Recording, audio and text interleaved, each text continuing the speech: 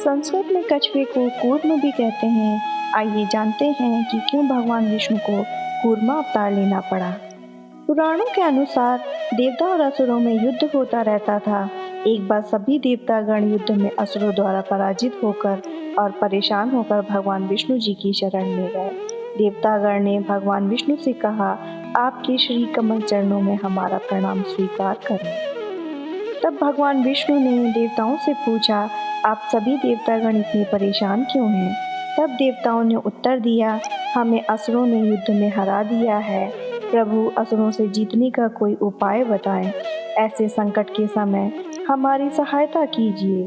तब भगवान विष्णु बोले, देवगण, आप सभी समुद्र तट पर जाकर असुरों से समझौता कर लें और मदरांचल पर्वत को मथानी बनाकर वासुकी नाग से रस्सी का काम लें।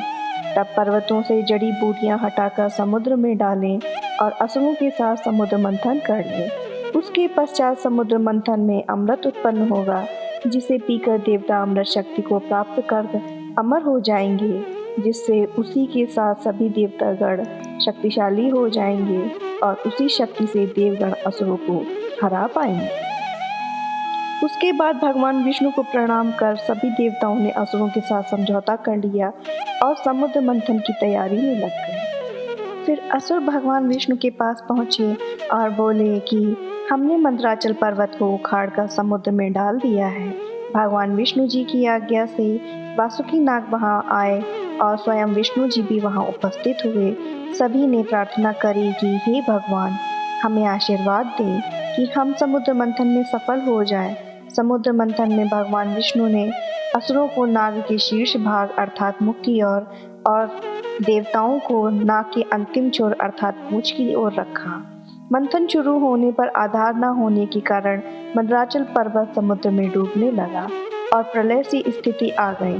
तब भगवान विष्णु ने सोचा, अब मुझे ही कुछ करना होगा।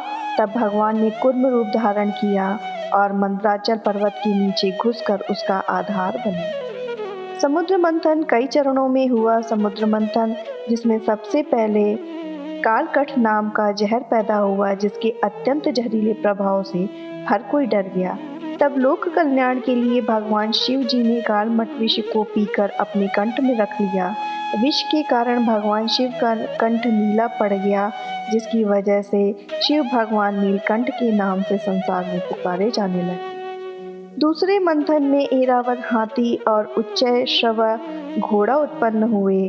तृतीय मंथन में बहुत सुंदर स्त्री उर्वशी प्रकट हुई और चौथी बार में महावृक्ष पारिजात प्रकट हुए। पांचवी बार में क्षीर सागर से चंद्रमा प्रकट हुए, जिसको भगवान शिव ने अपने मस्तक पर लगा दिया। इसके अलावा रत्नभूषण और अनेक देव पुरुष पैदा हुए।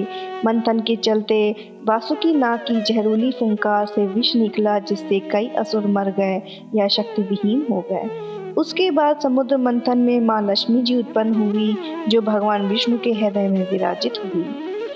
इसके बाद क्षीर सागर से अमृत का घड़ा लेकर भगवान धन्वंतरी प्रकट हुए। तब असुरों ने कहा कि देवताओं ने धन संपत्ति की स्वामी लक्ष्मी जी को विष्णु जी के पास जाने दिया, इसलिए हम ये अमृत ले जा रहे हैं। तब भगवान विष्णु ने एक सुंदर स्त्री मोहिनी का रूप धारण किया और असुरों के पास गए। तब असुरों ने कहा, वाह क्या सुंदर स्त्री है, यह तो बिल्कुल लक्ष्मी जी की ही तरह है, हमें ये स्त्री ही चाहिए। स्त्री के मोहवश में उन्होंने अमृत का कलश जमीन पर रख दिया। तभी भगवान विष्णु ने वह घड़ा उठाकर देवताओं को दिया और कहा, असुर उस स्त्री के मोह के कारण अमृत को भूल गए हैं, तो देवगण आप सभी इस अमृत का पान कर लें। और फिर अमृत पीने के बाद देवताओं ने असुरों को युद्ध में हरा दिया। इस प्रकार भगवान विष्णु ने देवताओं के भले के लिए समुद्र मंथन किया और कूर्मा अवतार लिया। कूर्मा जयंती वैशाख की पूर्णिमा के दिन मनाई जाती है। भगवान श्री हरि ने संकट के समय अपने अवतार से देवताओं और संसार का उद्धार किया। जय श्री हरि।